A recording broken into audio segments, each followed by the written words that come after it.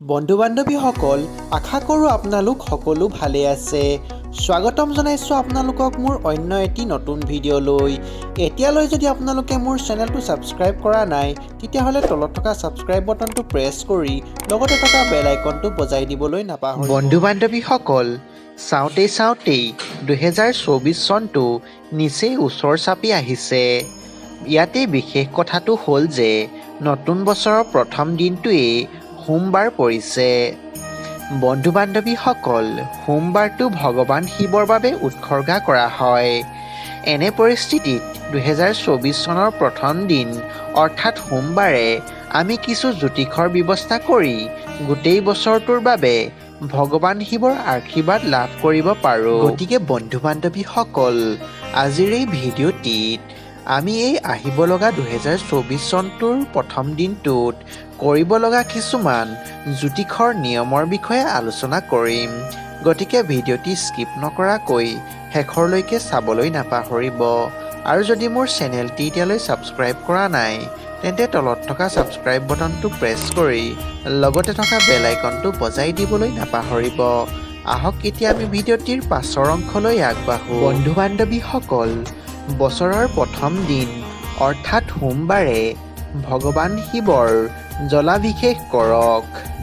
ভগৱান শিৱক যিহেতু ভোলেনাথ বুলিও কোৱা হয়, এনে পৰিস্থিতিত কেৱল সৰল পদ্ধতি আৰু শ্ৰদ্ধাৰে ভগৱান শিৱৰ জলাভিষেক কৰিলেই তেওঁ সুখী হ'ব। বন্ধু বান্ধৱীসকল 2024 চনৰ 1 জানুৱাৰীত জলাভিষেকৰ সময়ত পুৱা 6:33 পৰা 7:56 বজালৈ এই সময়ত আপুনি ভগৱান শিৱৰ জলাভিষেক কৰিব পাৰে। লগতে বন্ধু বান্ধৱীসকল বছৰৰ প্ৰথম দিনাই ভগৱান শিৱক বেলপাত নিশ্চয় আগবঢ়াব। বন্ধু বান্ধৱীসকল বেলপাত্ৰক ভগৱান শিৱৰ প্ৰিয় বুলি গণ্য কৰা হয়। বেলপাত্ৰ অৰ্পণ কৰিলে ভগৱান শিৱৰ আশীৰ্বাদ পোৱা যায় বুলি বিশ্বাস কৰা হয়। লগতে সকলো কামনা পূৰণ হয়। ঘৰখন সুখ আৰু সমৃদ্ধিৰে ভৰি থাকে। বন্ধু বান্ধৱীসকল ভগৱান শিৱই বগা ৰং বৰ ভাল পায়। এনে অৱস্থাত তেওঁক বগা বস্ত্ৰ আগবঢ়াওক। ভগৱান শিৱক বগা ফুল, বগা প্ৰসাদ আদি অৰ্পণ কৰিব পাৰে। ইয়াৰ উপৰিও ভগৱান শিৱৰ ওপৰত চন্দন প্ৰয়োগ কৰাটো নিশ্চিত কৰক। বন্ধু বান্ধৱীসকল বছৰৰ প্ৰথম দিনটোত দান দিবলৈ নিশ্চয়কৈ নাপাহৰিব। ইয়াকো শুভ বুলি গণ্য কৰা হয়। লগতে আপোনাৰ ঘৰখন সদায় দান বৰঙণিৰ জৰিয়তে ধন সম্পত্তিৰে ভৰি থাকিব।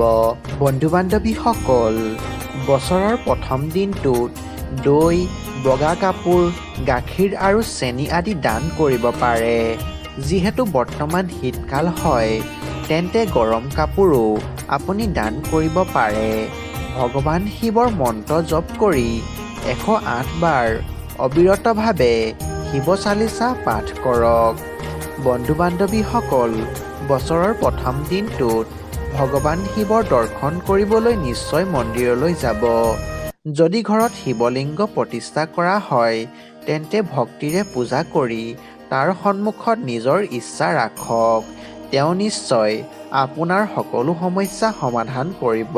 গতিকে বন্ধু বান্ধৱীসকল এই আহিব লগা 2024 চনৰ প্ৰথম দিনটোত আপোনালোকে এইসমূহ জ্যোতিষৰ প্ৰতিকাৰ মানি চলিব পাৰে। লগতে এই প্ৰতিকাৰসমূহ মানি চলিলে ই আপোনালৈ যথেষ্ট ভাল সময় কঢ়িয়াই আনিব। গতিকে বন্ধু বান্ধৱীসকল ভিডিঅ'টিত জনোৱা তথ্যখিনি যদি আপোনালোকে চাই ভাল পালে তেন্তে কমেণ্ট ছেকশ্যনত আপোনালোকৰ মতামত দিবলৈ নাপাহৰিব। আৰু লগতে ভিডিঅ'টি বন্ধুবৰ্গৰ মাজত শ্বেয়াৰ কৰি দিবলৈ নাপাহৰিব। পুনৰ অন্য এটি ভিডিঅ'ত লগ পোৱাৰ আশাৰে আজিলৈ ইমানতে সামৰণি মাৰিছোঁ। ধন্যবাদ।